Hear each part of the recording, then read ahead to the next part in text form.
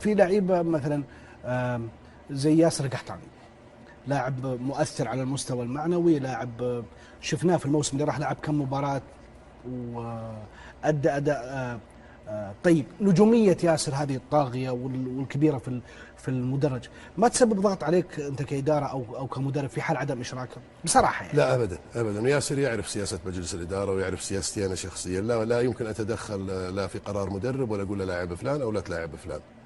ياسر يظل نجم كبير. نحتاج ياسر كثيرا في نادي الهلال حتى وهو لاعب، بس من نواحي اداريه. يستطيع ايضا انه نتكلم عن النواحي الاداريه، اللاعب مع اللاعب اقرب من المدير للاعب. يعني في اشياء يقولها اللاعب للاعب ما يقدر يقولها لا لي ولا للمدير ولا لاي احد.